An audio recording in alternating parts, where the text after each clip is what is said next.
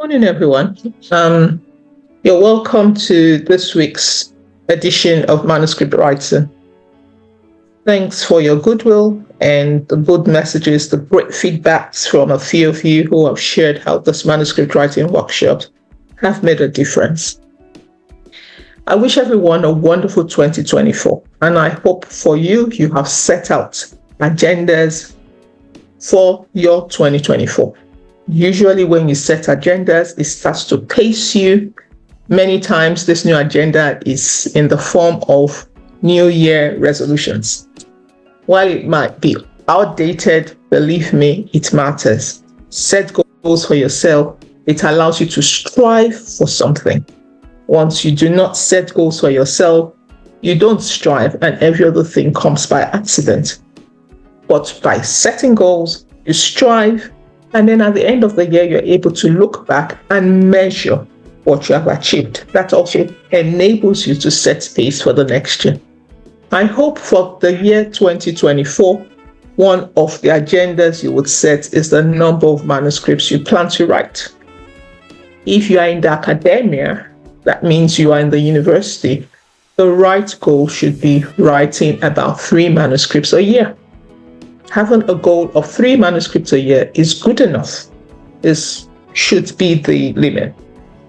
If you're not in the academia, but you want to write, and that's why you're participating here, then let's set together a goal of 1 manuscript a year.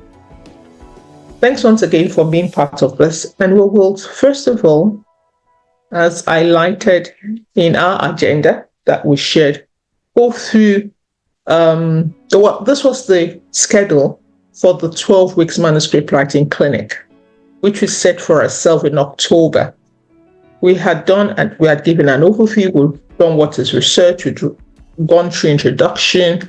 We had a session with Dr. Alade on theoretical and conceptual framework. We went on to discuss about writing your objectives, and then we concluded with method section. I got into work, which got me into a place where I couldn't get Zoom link, and therefore we cut off November 18, when we were supposed to start to discuss the results section. So we're back here for the year, and what we'll be doing is rolling this 12 weeks over and over. So once we finish building your manuscript portfolio, we'll start again, overview of 12 weeks, and keep rolling as long as I am able to. So for this, today we're going to have a review of what we've done from what is research up to writing the methods section. So we defined research when we started the session. We said research was a systematic, rigorous investigation of a situation or problem with the aim of generating new knowledge or validating existing knowledge. There were 3 things we felt were critical in this definition. One is systematic. We have to understand, what does systematic mean? The second is rigorous. What does rigorous mean? And the third is generating new knowledge or validating existing knowledge. I think that phrase is very important when you think through research. It's not audit, it's not repeating, it's not doing for doing's sake. It's about identifying a gap in knowledge and therefore doing your work to generate new knowledge or validating what is existing. And there will be reasons why you want to validate. So we'll go through those 3 critical 10 words in the definition of research. So when we say systematic, what does it mean? Systematic means it's methodical, it's organized, and it's structured, what you want to do. That is why before you write or you go into research, you must have a protocol. There must be a protocol. You don't wake up and go into research. You wake up and write and get approval, and then go to the field to collect data. And the way you write the data, in a way that you communicate to the rest of the world, is what you're doing here. There are things that you have done before. You have written your protocol in an organized manner. You have gotten your ethics approval, which is an organized ethics committee are trained to objectively assess in an organized manner, methodical manner, You go to the field and generate your knowledge, adhering to your protocol, and then you write. You write it up, which is our section. Other people take you through sessions. Other people even take you through sessions on how to get the money to fund that research you want to do. So there are different people doing different pieces of elements of research. Ours is just one of the multiple pieces. Some people take ethics. If you go to an ethics course, believe me, you'll get a 12 months clinic on its own. If you get to a grant writing course, you get a 12 months training on its own. If you go to a protocol writing course, you get a 12 weeks clinic on its own. So we're just doing one in the whole system. So once again, when we're writing manuscript, there's a set of rules and principles you follow. There's a logical manner, consistent and logical manner for us when we're doing research, and inclusive when we're writing a manuscript. It's that consistent and logical manner, following the rules and principles that we're talking about. For many of you who've been on this manuscript writing platform, I told you that for you to write, please go and get a research guideline. There are research guidelines for every type of research. If you want to get one, please just type equator in your Google and you'll see there are over 100 guidelines for different forms of research. If you're doing lab research, there is a guideline. If you're doing modeling, there are guidelines. If you're doing systematic review, there are guidelines. Scoping reviews, there are guidelines. Qualitative review, there are guidelines. Case studies, there are guidelines. There's even guidelines for how you write your abstract. This is the methodical principles, the rules that when you're going into a Q1, Q2 journal, they expect you to follow. And therefore, when you fall outside those rules and organization of your manuscript as it's expected, you then get a reject because they can't engage with it. All right? And like I did note, when you do research, it's a planned and deliberate thing. Actions are taken in a planned and deliberate manner. You planned it by writing your protocol, you got approval, and you stick to it. If you want to deviate from your protocol, you write back to the ethics committee and request for approval of a modification of your protocol before you move forward. It's a step-by-step process. So that way, we are sure that what you're writing and sharing with the world is accurate because you've gone through a thorough process. If I would add here, when we talk about research, please note that research is not, I repeat, it's not about manuscript generation. No, it is not. Research is about generating knowledge. Manuscript writing is just one of the many ways where you share knowledge. You can share knowledge by going to conferences. You can write blogs. You can do many things to share knowledge. You can have webinars, your research finding. You can write it up as a report and put it on the website. Manuscript and publishing is just one of the ways, but it is one of the strongest ways because there's peer review to validate or authenticate what you've written. That's the power that comes with manuscript writing. Because once it is out and it is properly peer reviewed, then people can take that information and run with it. WHO can take that information and run with it. PEPFAR, Global Fund, programmers around the world can take that information because it has been peer reviewed and found to be authentic. They can use it to develop programs for the world, for the country, for populations, whatever they find appropriate. So that's why manuscript writing is very powerful. One of the things we also aim for in this place is that your manuscript writing is such that you can get to the Q1, Q2 level journal. Q1, Q2 level journals are very paramount for us for a number of reasons. The peer review is strong, and I can tell you that. They don't just bring peer reviewers because we are shopping for peer reviewers anywhere. In our Q1, Q2 level journals, you find that they go to look for experts in the field to serve as peer reviewers. And therefore, when a manuscript is accepted for the most times, there's always a leak in the system. For the most times, it is solid research, and you should celebrate it. You must celebrate it. I have, like I shared sometime There's a journal, Pan-African Medical Journal. I published there about 3 times. Each time, I never get a peer reviewer's comment. And I ask, why? But by the 3rd time it happened, I never go back there, never. So ironically, it was the same experience with my peer when we continue to write together. No, this is not a place to go. Why? You must celebrate peer review. Somebody reviews your paper and turns your blue biro to red because of edit, you must celebrate it. It's a lot of work. But for most times, the paper comes out stronger and better. Why? Because they are seeing perspectives you did not see. Therefore, share with you. If you get to a paper journal and they review your manuscript and there's no comments, it's not a reason to rejoice. You must write the journal and ask, where are the comments? I need the comments. That's why you came to the journal. And that's why you are paying APC fees. You want comments. So you must celebrate with the comments. Of course, we will be dealing at another session how to deal with peer reviewers' comments. There might be times when you don't agree with the comments, you communicate it nicely and respectfully. And where you agree with the comments, you take time to rigorously review. I had reviewed for a journal once, and every single comment I replied, I shared with the reviewer, with the author. They gave reasons, every single thing. I just sent back to the journal, I can't handle this. I mean, if the author feels their work is perfect, I mean, it's beyond me at this time. So yes, once again, without deviating, remember, research is a systematic investigation.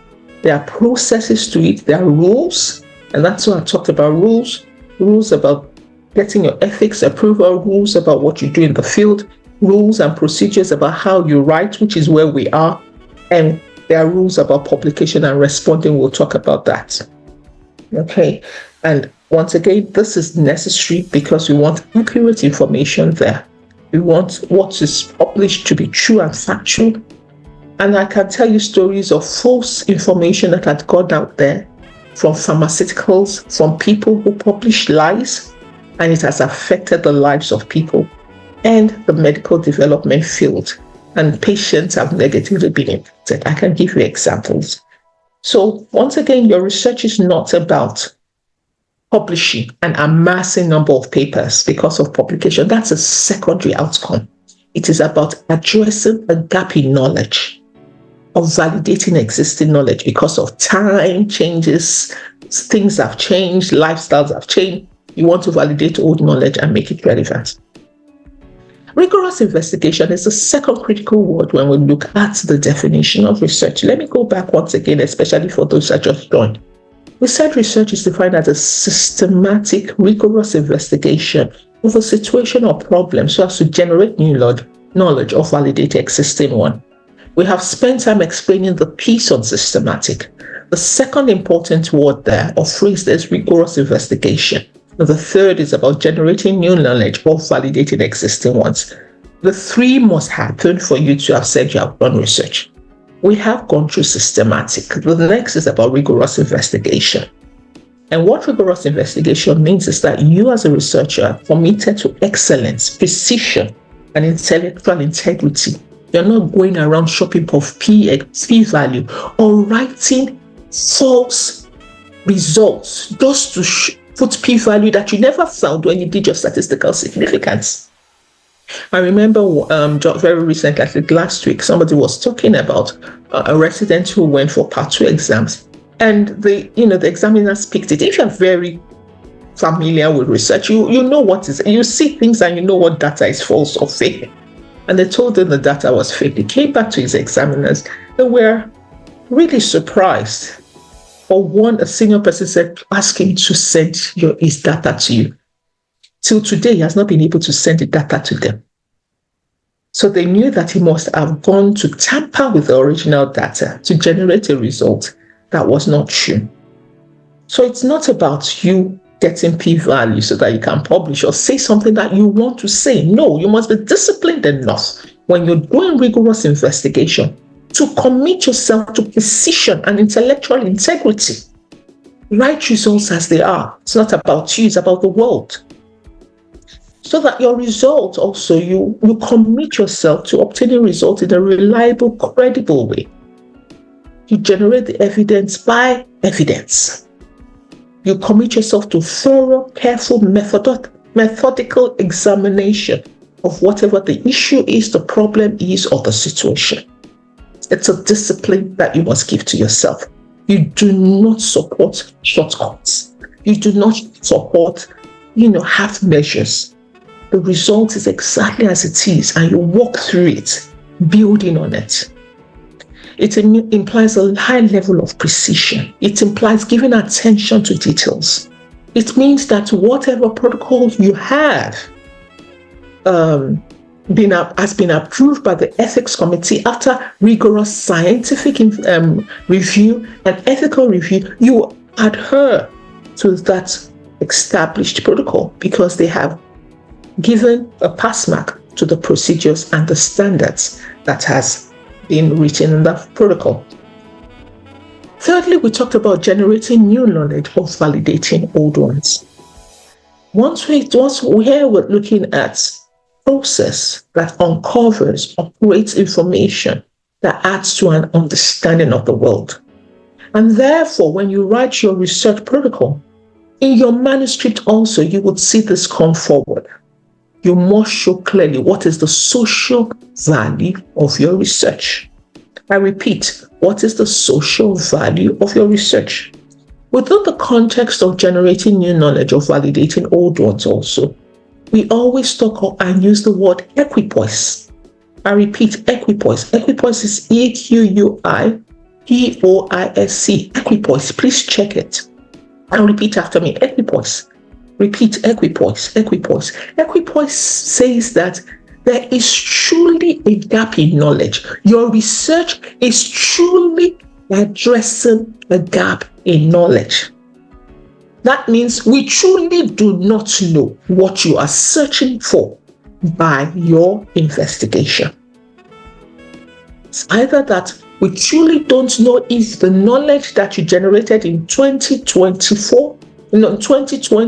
is still valid in 2024 because of COVID, or the knowledge you generated in 2010. We truly do not know if that knowledge is valid in 2024 because there's been COVID, there's been Ebola, and lifestyles have changed.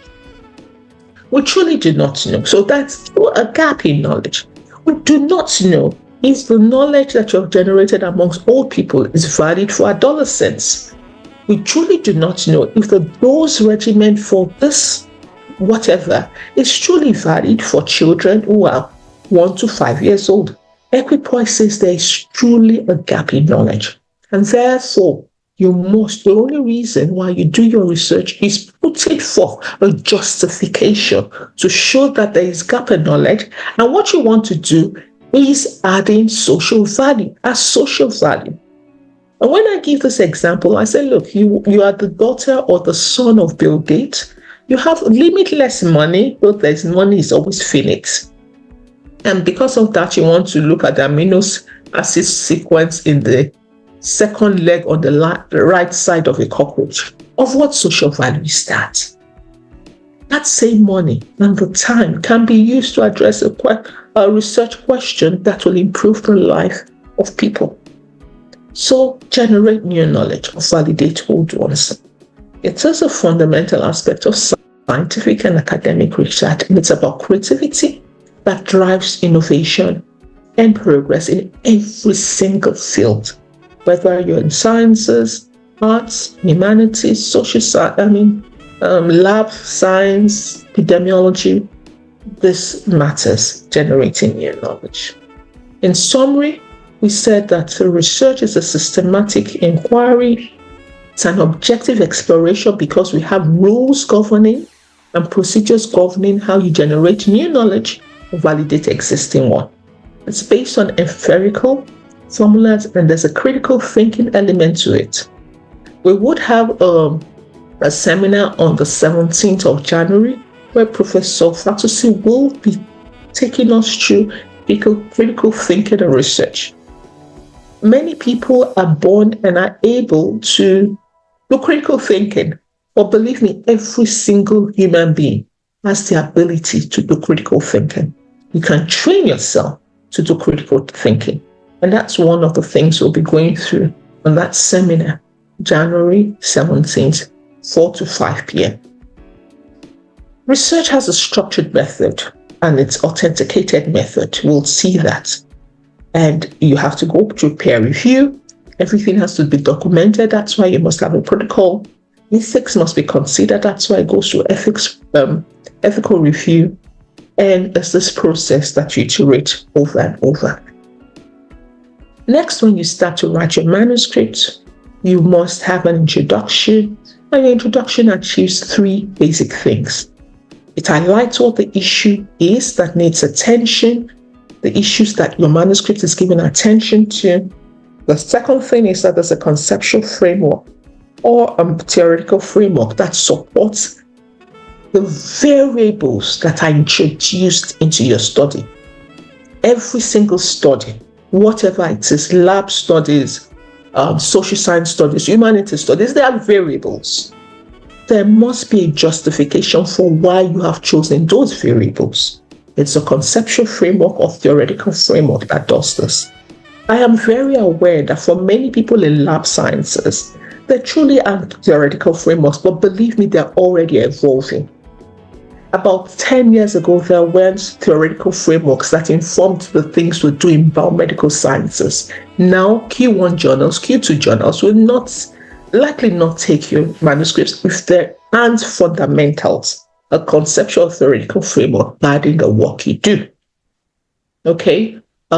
It's evolving in lab sciences. It's evolving in every field. Social sciences are way ahead of this. Humanities are way ahead of this.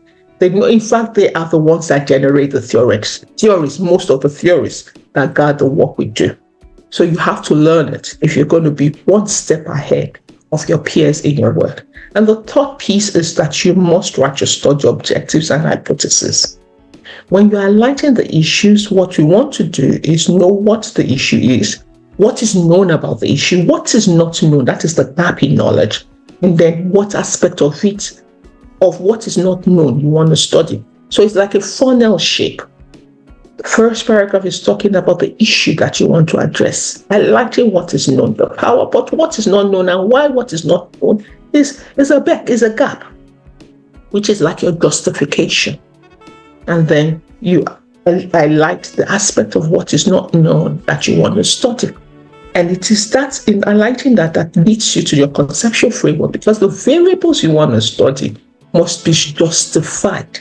There must be, you don't just bring variables because you want variables. There must be something that gives you justification for bringing the variables. And that was why we talked about conceptual framework and theoretical framework.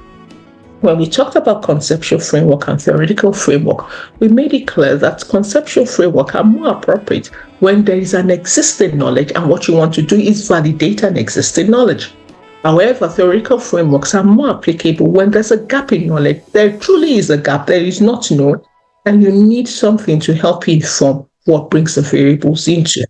So when there's a conceptual framework, it means that we do know something already about the population, but there might be, for example, we know everything about this issue amongst adults, among elderlies, among children, but this population of adolescents we do not know.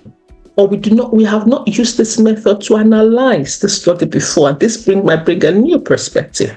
Or we've not used, this method. We've not simulated and seen what it means for the future. We only talk about the present. One of the things my work did for a long time is that we had looked at caries in preschool children. We looked at it at individual level. We looked at it at some meso level, but we had never looked at it at the macro level, and then we started to do ecological studies. But that meant we had knowledge, so we had conceptual framework. However, when there is no gap, there is nothing there, and you're waking up and seeing this, then you might need a theoretical framework where there's gap in concept, gaps in perspective, gaps in theories, and gap in method. And I've done one. I think when I was training, I shared with you my study when we were looking at suicide and oral health. There had never been anything like that. So we couldn't use a conceptual framework. We used a theoretical framework. to justify the introduction of our variables to study suicidal ideation in its association with oral hygiene practices. We then went on to look at study objective, and today I'm going to spend a little time because this is very critical. We said objectives. If you notice in your introduction, your objective is like your introduction. It's often just a statement. It's just one sentence for most parts.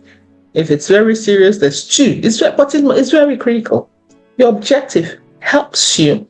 It's a clear, concise statement of the research aim. It helps you guide the study design. If I'm going to do a quantitative or qualitative, even when I'm doing quantitative, what research design I'm going to use. It's your objective that starts to introduce you there. It allows us to allocate resources. So when we look at objectives, we talk about a SMART objective. SMART is an acronym. Specificity, S stands for specificity, M stands for measurability, A for achievable, R for reliability, and T for time bound. When we talk about specificity, we're saying your objective is precise. There's no vagueness. When you take your objective to America, Canada, Germany, Yoruba, English, it means exactly the same thing. It is nobody can interpret the objective any other way. Once your objective is not precise, the problem is that the reviewer now asks you, why didn't you look at this? Why didn't you look at this? So we give this example and show that this objective looks nice, but it is not specific. A researcher wrote, I want to determine the association between socio-demographic profile of females and their menstrual cycle. There is so much non-specificity about this. For example, look at females. Group of females, are you looking at 0 to 100 years old? Or are you looking at adolescents? Are you looking at infants? Are you looking at toddlers? Are you looking at young people? Are you looking at adults? Which population of females? Not specific. It looks at socio-demographic variables. For heaven's sake, there are 35 different variables. Are you looking at age? Are you looking at sex? Are you looking at socioeconomic status? Are you looking at income? Are you looking at educational profile? Are you looking in the residential area? What socio-demographic profile are you looking for? And therefore, when you write this, and at the end of the day, your methodology ends up doing only age, sex, and socioeconomic status, the reviewer will ask you, why didn't you look at their educational status? Why didn't you look at their neighborhood? Because you are not specific, and they have understanding of how these other socio-demographic variables would affect the menstrual cycle. But if you had written from the very beginning that your socio-demographic variable, what you're looking at is age, sex, and socioeconomic status, nobody's going to ask you to start looking at income because that was not what you looked for. And like you said also, we have no idea what this population is. Are this Nigerians? Are this people with sickle cell anemia? What's the population? Also the menstrual cycle. Well, we might be looking at the 4 phases of the menstrual cycle or just one of the phases. So this looks nice, but this is a very unspecific objective. There is no precision to it. Measurability also matters. You have to draw boundaries about what you want to explore. There must be clarity about your explanatory variable or your dependent variable, as well as your independent variable, as well as your outcome variables, also known as your dependent variable. Okay, so look at this. And I said once again, although we already identified that this objective is not specific, there is also something not measurable about it. And so this is about relationships. Really, there is no statistical tool to measure relationships. There's no way you can measure relationship. You can measure association. You can measure impact. You can measure effect. You can measure correlation. You can measure trends. You can explore, and we understand. You can review, and we know that's what you're doing. But a relationship is just a term, an English word. It's not a research phrase. There are research phrases that are almost like standard that is expected. So measurability is very important. We talked about achievable. You want to do a study that must be, achievable. It must be practical. It must be doable. Your reviewer must be able to say, yes, within a time frame, this is doable. So we looked at this. Objective. This objective, for some good reason, is specific. They are looking at age and ethnicity. Specific. They're studied among 15 to 19-year-old females. Specific. They're not looking at menstrual cycle. They're looking at menstrual flow. Specific. It's measurable. They are looking at impact, which tells us that this is a longitudinal study. Remember I said when you look at your objective, it affects the design. You looked at impact. There's no way you can do impact in 1 year. Anybody doing a study of impact is about 5 to 10 years. So this research is telling us that you are looking at a longitudinal data that is at least 5 to 10 years old. Okay? So you tell this, but what is not achievable in this? It's specific, it's measurable, but it's not achievable. And I said, if you're doing the study in Nigeria, ethnicity becomes unachievable, because in Nigeria we have about 340 ethnic groups. So what are you talking about ethnicity? How long are you going to be collecting data to represent the 340 ethnic groups? C'est pas possible. So if you had written that you're looking at the impact of age and, or sex amongst Yorubas, living in Kano, then it is achievable. If you're looking at, 15 to 19-year-old students in the Department of Demography, then it is doable. But ethnicity in Nigeria, if it's in America, yes, the ethnic groups are probably just 3. Negro, blacks, white, Hispanic, maybe. But in Nigeria, where you're talking about 350 ethnic groups, and for your study to be robust, you must have a minimum of about 10 to 15. For each subgroup analysis, this is completely not possible for you to complete in 5 years. All right, so it makes it unachievable. Reliable, this is a big deal. And I usually dwell a lot here on reliable. Reliable means you're measuring something that is consistent, replicable. You can do it over and over under all the same condition and get the same result. Reliable many times has to do with tools that you're going to use to measure.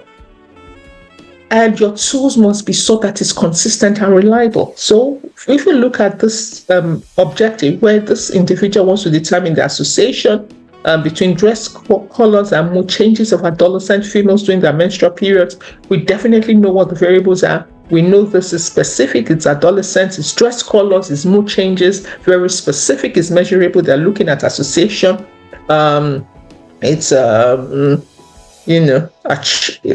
Well, because it's not achievable, also in this case links with the reliability. What tool are you going to use to measure dress colors? This is the headache. There is inconsistency about dress colors. The same blue that you think is blue is magenta blue, is navy blue, is sky blue, is royal blue. The colors of blues are different. The worst is that the color of blue that you see today, by the time you put it in water and bring it out, it's not the same color of blue. What tool can allow you to measure dress colors consistently? Also appreciate that you, as a field examiner looking at the dress colors, may also be color blind, and therefore you're seeing the same color. I don't know if many of you have been on this social network groups that you look at some things, you would see green and somebody will see red. The same thing, the very same thing you're looking at, and wherever you are, it's a different color. Dress colors can likely not be measured consistently. Mood changes also may not be right. I'm not in psychology, I'm not in mental health. Maybe they have tools to measure mood changes, but it's also very unlikely that you can measure mood changes consistently. So the reliability becomes a problem. It's the tool of measure. Many of us, sadly, when we want to do research or when we want to collect data, we develop our own questionnaire without going through validation, which is a big deal. When you develop questionnaires, it's a project on its own. You have to do reliability and validity. Validity has to do with content validity, construct validity. Construct validity is so major. It's so major. You have to do dimensionality. You have to do factorial analysis. It's a big deal. It's a big deal. It's a research on its own. So don't wake up and be developing questionnaires. You can go and pick the questionnaires that have been used to measure the phenomena you want to measure, and then you adapt it or you adopt it. You adapt it in that you might change the words. For example, they put a word like traffic jam because they used it in America. We don't use traffic jam. We talk about go slow. So those are some of the contents of validation that you might want to do. So you adapt it, okay? Or adopt. When you adopt it means you take it 100%. If you have a tool that was used among adults, you're now working amongst adolescents, you can't use the same tools because the context and the content and their understanding of literacy, of graphing is different. So those are the things that you do, you adapt to, except it doesn't exist. That's when you start to develop a tool, but that in itself is a whole research on its own. And finally, when we looked at objective, we talk about time bound. It must be within a time frame. You can't open it forever. And time bound and the time frame is very important because the study you did in 2014 might not be applicable to 2024 because things have happened in between that time that has changed our way of life completely. So it's very important. So if you look at to conduct a systematic review of the effect of climate change on menstrual flow in 15 to 19-year-old adolescents, it's specific, it's measurable. They're doing a systemic review. They're looking at the effects. The variables are there, but climate change without time, this is not out of the way because climate change has always happened from the beginning of the foundation of the earth, whenever it was. So are we looking at climate change in the last 10 years, in the last 5 years, in the last 3 years? What is it that we're looking at? Okay, so this is very applicable to systematic review, but for whatever research you're doing, the time you're collecting your data must be reflected in your methodology, actually. Maybe not necessarily in the objective. Finally, we then went on to talk about methods. We said this is actually the most important part of your manuscript because it is the SOP. This is the point where your manuscript will be rejected or accepted. If the methodology is wrong, it is reject because you cannot repeat it. It is reject. Your introduction, they can say improve it. Your result, they can say write it in another way. Your discussion, they can encourage you to improve it. Or once there's a problem with the methodology, they will reject. This is the point of reject. So it's the most important part.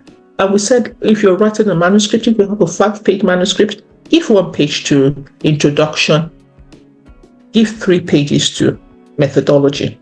Usually your result is the shortest part of your manuscript. This usually your result can be, you can write a methodology of 3 pages, your result is just half a page. Okay, and then give your discussion 1 page.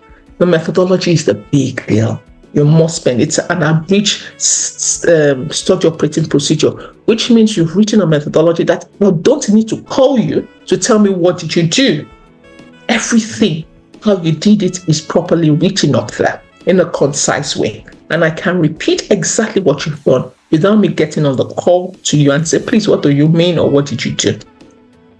In that section, there are things that are being looked for. I apologize, this is very biomedical heavy, but for those that do qualitative research, please choose to adapt it. It's exactly the same. You do have a research guideline for qualitative study. Please follow the guideline. They will tell you what is expected to be there. At the minimum for biomedical research and also applicable to quantitative research, you must talk about your study design, the study setting, and the study population. Study setting, you can write it in 1 sentence. This is a cross-sectional study that was conducted in Abeokuta, Nigeria between January and September 2022. I've written it in 1 sentence, but those details are there. Your study population is very important. You must let us know where you recruited your sample from, including the inclusion and the exclusion criteria. This must be very well spelled out when you're talking about your study population. Your sample size is very important. Even if you are doing qualitative study, let us know what it was. Of course, for most of us, we know it's 12 people per, 12 people, exploring 12 people in a population is okay. Write it, justify it. Tell us that you continue to recruit till saturation. It's very important. Many studies will never enter systematic reviews because there's no sample size. Your sample size justifies that you got power for the study. This is beyond my talk at this time. You have to understand why sample size is very important, and some other time we'll be discussing this. The procedure for recruiting your study participants is very important so that we are sure that you eliminated bias. Did you use a probability sampling method? Did you use a non-probability? For those in the lab, this might not matter, but yes, even when you are using existing test specimens, we must know how you picked your samples for work. And then you must talk about your study procedure. How did you go about recruiting your participants? How did you go about consenting? You must talk about your variables. What are your dependent variables? Define them independent variables. The way you define sex is not standard. Don't tell me you collected sex. What does that mean? Sex for you might be male and female. Sex for some other people are male, female, and transgenders. Sex for some other people are male, female, lesbians, gays, and you must let us know what your variables are. The dependent variables, the independent variables. If you have covariates, let's know what they are. Define it for us, and let's know how you measure them. You ask them to tell us you're female, male or female, or you just looked at them and decided of yourself that male or female, or is it that they themselves wrote it? Let us know how you collected the variable. And finally, we must know your statistical analysis tools. Okay, is it pi-square? Is it chi-square? Is it non-probable? Logistic regression. What tools did you use and what analytical methods did you use, including if you are doing qualitative, and whatever it is, even if you're just writing a case report, how did you go about writing the case report? Please note that the ethics consideration is very important. Once you're dealing with human beings, please know you must get your ethics. No Q1, Q2 journal. If it's not there, what they do is at the screening stage, you just send it back. Many of those things, what they do, and we'll be going through that, is at the screening stage, it's sent back. They just tell you that, sorry, there are many papers that we are reviewing, and we're sorry it doesn't make it. It's at the screening stage. One of the things they also screen away at the screening stage is that they always do plagiarism check. Once a plagiarism check is more than 27%, they will, that's BMC series, they'll just send it back. They won't tell you that it's plagiarism, or they'll just say, sorry, there are many papers, because they don't want lawsuits. So these things like this, when you don't follow those rules, you are out of the rules, there's nothing ethics, they'll just send it back. They have more than enough papers. I think journals like Lancet, those ones, maybe that's not where you're going. 18% of their papers, they just take about 18% of all the papers that come to them every year. But when you look at that, 18% is already more than 1,500, 2,000 publications per year. So many journals they have no sympathy or empathy they're not looking for manuscripts. They're just too willing to let it go. A few things to note, I had already emphasized that, and as I start to open up for questions for the next 15 minutes, please ensure that you use validated instrument. If you develop it, you must validate it. If you did develop it, even if you are adopting it, please validate it. If instruments are not validated or used in the locality, then you do reliability, content, and construct validation. At the minimum, if you're adapting, you just do a pullback alpha to measure the internal consistency of the instrument. If you are doing clinical examination, there must be inter and intra-examiner reliability tests. They are basic things. Once these things don't pass, nobody can say that what you have measured is valid, and therefore they would not take it. Finally, we talked about your writing style. Please always start your paragraph with a message. When you're writing your introduction, your method section, it is clear. A paragraph for a message, a paragraph for a message, a paragraph for a message. And what the message is must start at the beginning. Please be conscious of our ethics bias. I keep saying this, that when you're going into those Q1, Q2 journals, there are English, Euro, and American journals. You must be conscious. That's what is called native intelligence. And therefore, you must write in a way that you're communicating with them. The way they communicate, they start everything with a message and then explain the message. We tell the long story and allow ourselves to deduce the message or finally say the message at the end. That is not the way they write. That is why it's very easy for your papers to pass successfully in local journals, because they understand, local people understand what you are talking about. They don't understand. And therefore, you find a big problem when somebody sends back your manuscript without comments. They just reject it without comment. They can't read it. They can't read it because it's difficult for them to read. Grammatical correctness, please, we are not English people primarily. Our native language is not English. You are working for 20, 30 years among people that their native language is not English. Send it to somebody who knows how to read English. Send it to Grammarly to check. Check it with ChatGPT. Be sure that your English is Good. Transit the paragraphs, and please use simple language. A language that is understandable by JSS 3 students. That should be your goal. The JSS 3 students must be able to read your manuscripts and have basic understanding. Use very simple language. Of course, if you are going to a specialty journal, you can use your jargons. But especially if you are good, but even then, it's more advisable that you use very simple language. For the next 12 weeks, this is our outline. I have done today, we've gone through the reviews, and subsequently we'll be going on to how to write the results section, the discussion. The abstract usually comes last, and even the title comes last after the abstract. And then we'll go through communicating, how to communicate well in manuscript writing. We'll look at, the way you write jargons. We'll handle how to manage your peer review process as well as build your manuscript portfolio. That ends the 12-week cycle, and then February 24, we start the new 12-week cycle. On that note, I'd like to thank you for listening and then open up the space for questions. If you have questions, please raise up your hands, and I'm sure my friend Toby here will then unmute your mic and allow you to ask questions. Thank you very much for listening. Yeah, please note you can ask questions, not necessarily pertaining to what I've shared.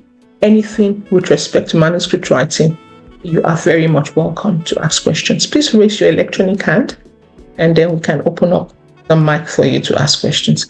Thank you very much for listening. Any questions? Very good. We have 40 minutes. Toby, we have 2 questions. We have one from Olayinka Ilisomi and one from Wumi. Please open up their mic so that they can ask questions. Thank you. All right, thank you very much, Prof. We also have questions in the chat box. All right, let's go. Yes, let me take these first 3 questions from Ilisomi, Wumi, and Abraham, I think, and then I'll go to the chat box. Please open their mics. Let me quickly take that. Yeah. All right, ma. Yes, Ilisomi, please, Olayinka, can you ask a question quickly, please? Yeah, good morning, Prof. Good morning, colleagues. Thank you for the presentation. Now, my question is on conceptual framework and also theoretical framework. Like in students' thesis and dissertation, most times it's often said that students have to put conceptual framework and at the same time theoretical framework in the same study, in the same project. So what do you have to say about this? I appreciate your clarification as to the differences between the two, but most examiners or supervisors, they want students to put conceptual framework and at the same time explain theoretical framework in the same write-up. Thank you. That's an excellent question, and many of those things is based on understanding what the use is. Many times when you have a theoretical framework, you can build a conceptual framework out of the theoretical framework.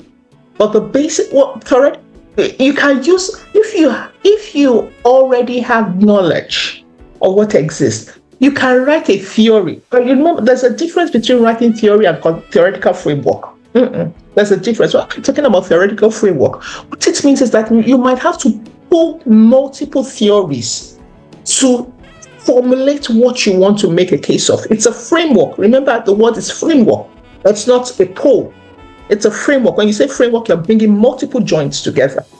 So once you want to do a theoretical framework, you are using your theories to justify why your variables must come in.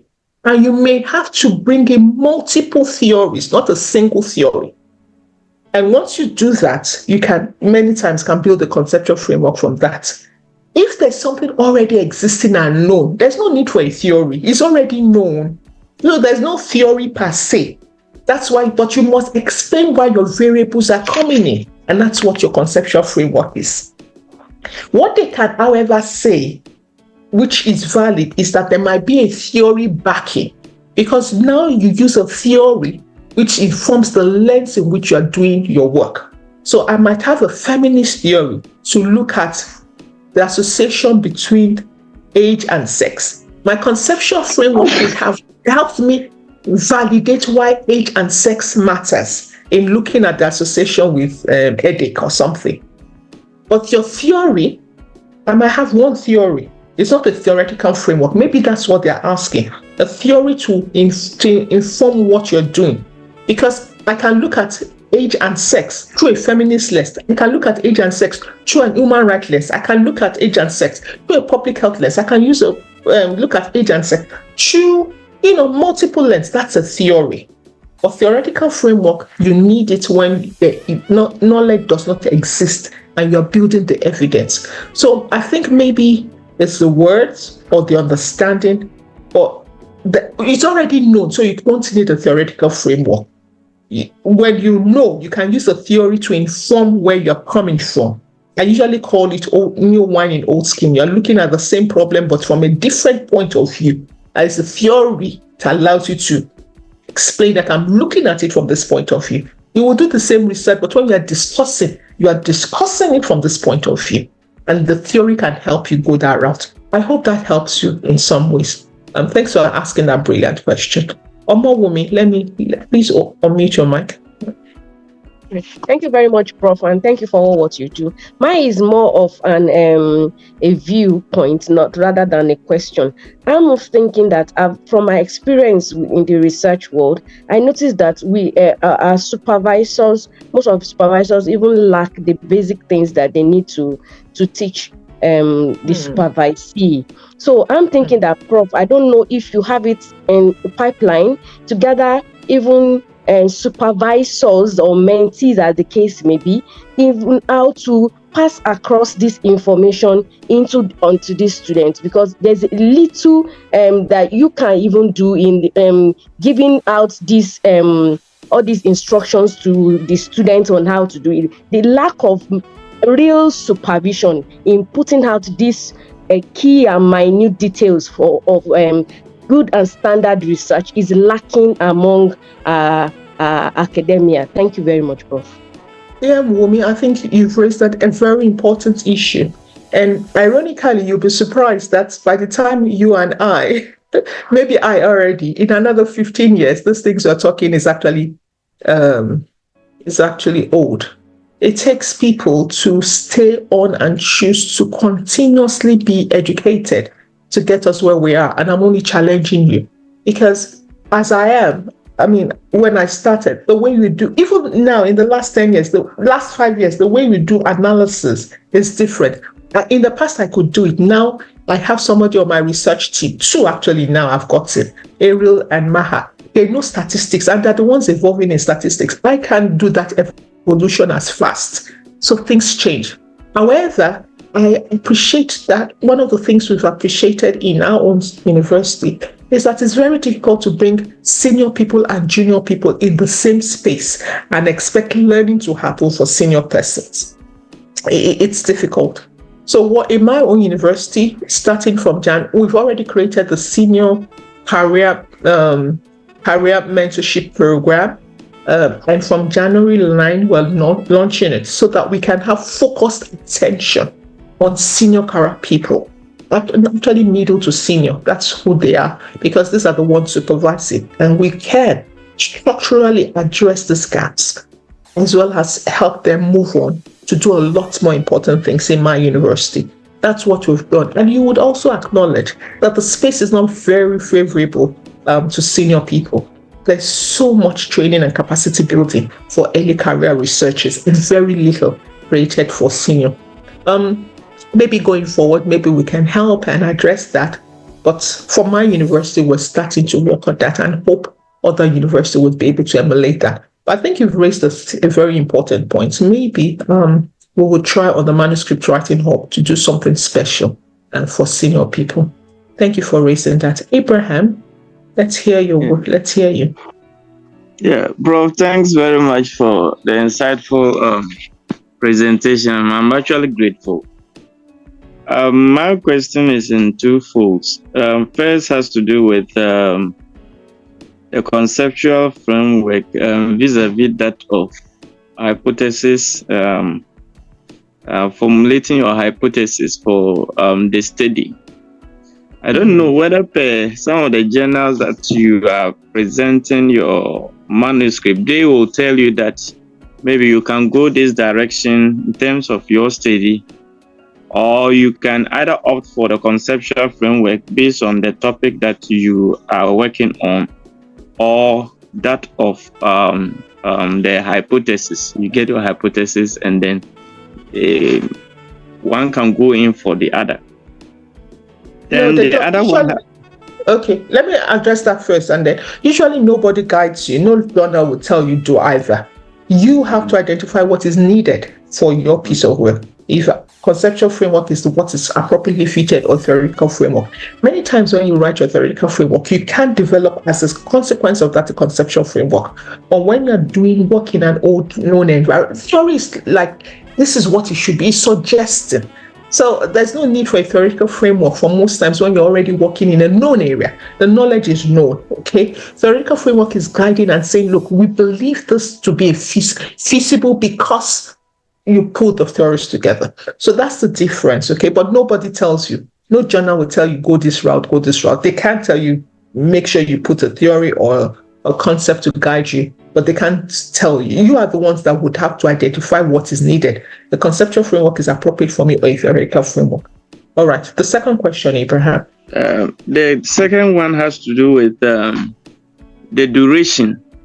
Now, some journals, the duration for us, let's say for final acceptance, you present a manuscript, and then in between, there was one manuscript I presented. I was asked to subscribe to Research Square, which I've done, and then periodically I go onto it to actually ascertain the status of the review.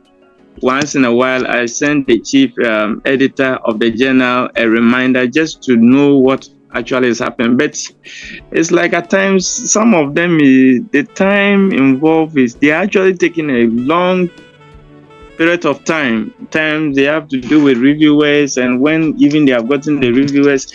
So when it's like that, is it advisable that in a more diplomatic manner for you to in a way opt for a different journal and present, so that whichever one comes first, and you are able to you have your way through? No. Okay, let me take that. Abraham, I get the point. I'm sorry, I only have 3 more minutes, and we have one more questions. That's why I'm cutting off. We're going to have a seminar about choosing journals. It is wise for you to choose your journals wisely and take the response rate. Journals take time. One of the things I've found being on the editor that makes it difficult is the way you write your abstract. If your abstract is not written, because many times what happens is that the journal will send to its reviewer, and they will put an extract and ask you if you want to review. I have rejected reviewing many abstracts on 2 things. I look at the abstract and I look at, this work is going to be difficult to. This work, you're going to have review 50 times. I won't accept it. You write an abstract in a way that is not enticing for me to read. I will accept it, and I'll just tell them it's not in my area. There are abstracts I've read that it's not in my area. Because it's so enticing, I will go and read it because I know I will learn. And I will accept it, even if it's very burdensome for me. I don't have the time. That abstract is so attractive, I will accept it. So when a journal is taking time, it's because they didn't find a reviewer. That is the big thing. And it's about how you write in a way that is attractive. We'll be talking about abstract and peer review process some other time. Once you cannot, please note, it is unethical for you to submit manuscripts to 2 journals at the same time. If for any reason you want to take your journal from one, you must write to the journal, let them know that you are withdrawing your manuscript before you submit.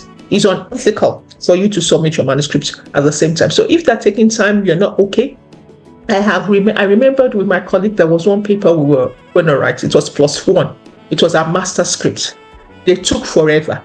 I told me and my colleague, we are going to stay here. It took over a year, but it mattered that our master publication was in +1. And we got it. We got a +1. But before we did that, we reviewed, we wrote to Abraham Shea late now, review this paper. We wrote to the topmost people who helped us to write, review, and give us feedback. We knew our paper was solid. So we waited. It took over a year. But it mattered for us that it was +1 we published, and we got it published. So depending on your objective, I choose journals because it matters for me that the paper is published there. But if it is about speed, there are many journals that give speed. MDPI journals, there are journals that give speed. You can go there. There are journals that give solid review. That go there. There are journals that publish for publishing's sake. But please, one of the things we encourage you is please never publish in predator journals. Okay. Let me see. We're on top of the hour. Can I ask? Please ask us for permission to extend this for 5 minutes. We have 2 other people whose hands are up. I would like to take those 2 hands very briefly. Please, when you're asking your question or contribution, make it very brief. Once we finish this, I will go to the chat box and I'll start answering questions in the chat box. So for those that have questions in the chat box, please feel to wait. I'll respond to the questions in the chat box by typing and replying them. So we have Priska's hands, Professor Adejuma's hands. The mic is open. Please ask your question very briefly or the comments, and then Obeta will come to you. Please make it very brief then. Over to you, Professor Adejuma. Yes. Thank you so much. I just want to say, because of the question asked by the second to the last speaker, then can every one of us, about 158 or 159 of us on this call, commit to teaching, whether students, whether colleagues, whether friends, whether in the clinical area, teaching the right content about research? Can we commit to making sure that what we have received we pass on to others as much as possible? I just wanted to say that so that we can go ahead spreading the word wherever we find ourselves. Thank you. Excellent. Thank you very much, Professor Adejuma. I completely agree with that. So one of the things you can do, all of you here, is each week you can have 2, 3, 4 people, even if it's one person. So you've learned this on Saturday, Monday, Tuesday, Wednesday, Thursday. Teach 2, 3 other people or one person what you have learned. Of course, what you're going to ask is the materials. We've listened to this. Please go onto the web and take something and reinforce it by going to the web and learning a little more and passing it. I have no problem sharing the slides, but the recordings it's beyond me. I think that's a brilliant suggestion, Professor Adejuma. Thank you for raising that.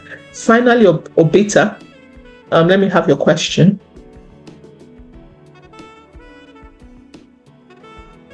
Obeta. Thank you very much, Prof. I'm quite appreciative of your efforts so far. May God really bless and strengthen you in Jesus' name. And you too, ma. Hello. Okay, ma. So my question is, most of the time when an article is written, a project like MSc, PhD project is written, and then the theoretical framework, most of the time the student will be asked to anchor your where did you anchor your theory? That's how does it relate to your present study? So I really don't know how the theoretical framework will be anchored in the present study. Thank you, ma'am. Many times when you're, excellent question. Many times when you are, well, what I appreciate is that many places you are asked to write conceptual and theoretical framework. Usually for thesis, it comes out as a section. Every university will have its own framework, of how to write thesis. Go ask. Some people, the conceptual framework may come after the introduction, before defining the objectives and the methodology. That seems to be the right place. So after your introduction, you have this section on justification or statement of problem, and then a conceptual framework. Okay, some it might be before. Please ask your institution about their own guidelines. It definitely must come before methodology. It definitely must come before methodology, because the methods, your framework is helping you to justify the variables that you'll be using for your study. So it definitely must come before the methodology. Some I've seen. So I'm talking of theoretical framework. Conceptual, after taking the theories. Not I heard you. conceptual. I'm okay with okay, ma. I heard you. I was taking it's the same thing. Yes. So if you are using a theoretical framework, it will come. You will write theoretical framework before conceptual framework.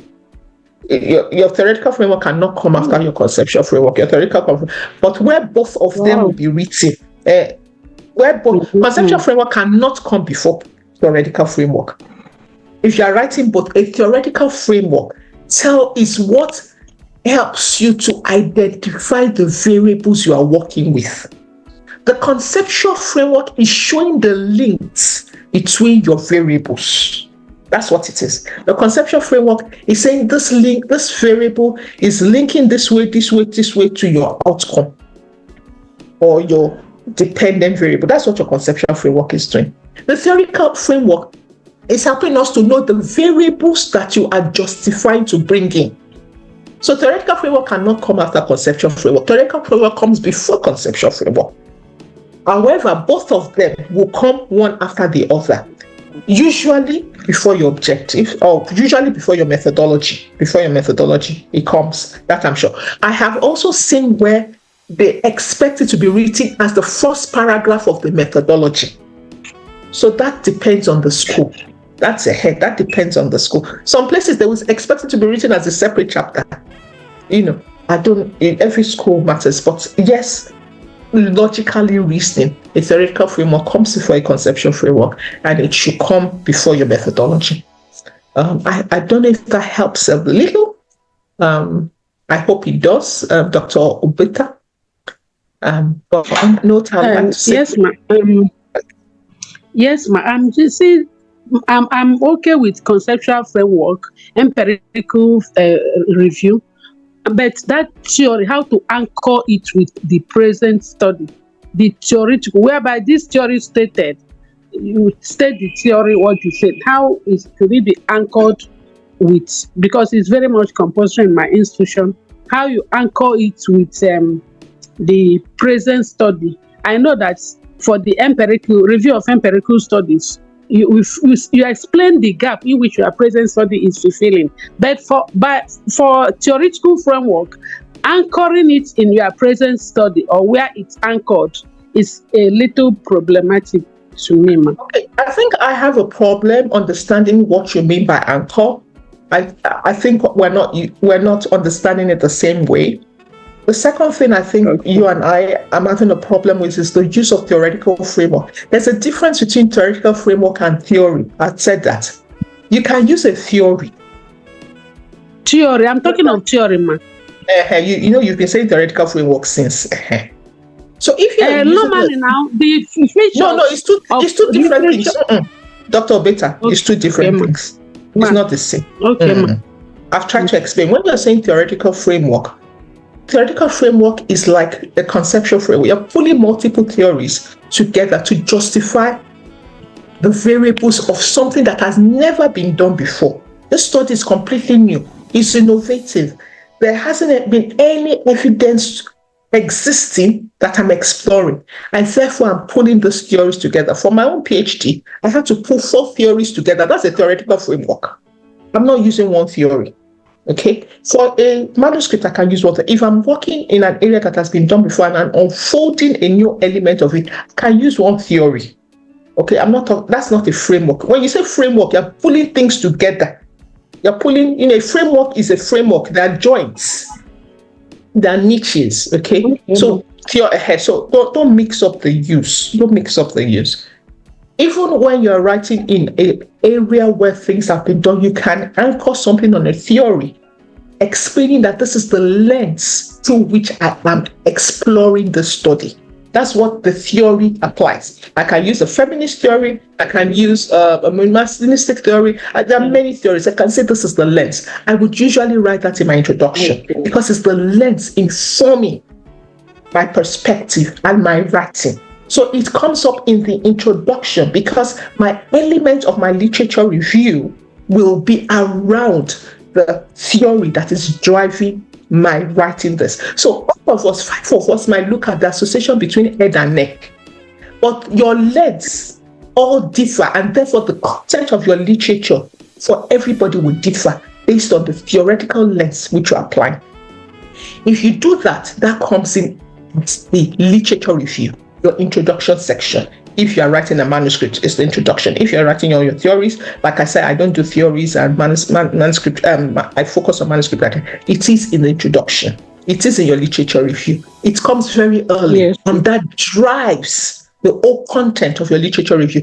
It will be different from somebody looking at the same association between head and neck, looking at it on a humanistic angle, public health angle, and using the theory on bioavailability. If somebody can use a theory that is applicable to climate change, looking at head and neck, your literature review would never be the same, because the anchor is the theory, and the theory drives the content of your literature review. So it comes at the introduction. I don't know if I answered that a bit. This is my own interpretation of the words you have used. Does it help a little bit? Thank you very But much. you can continue to engage with Thank me you, after. But yes, this is my understanding It's of all right, ma. what you said. All right, everyone. It's Thanks all so right. much. I will Thank you, ma. continue to answer Thank you very questions. much. You're very much welcome, Dr. Betta. Thank you very much for joining. I apologize. We had to extend the session by 10 minutes. I would answer the questions in the chat box. For those that have questions in the chat box, you can wait. I'll continue to answer. But otherwise, I wish everybody a wonderful week. Have a good day, everybody. Bye.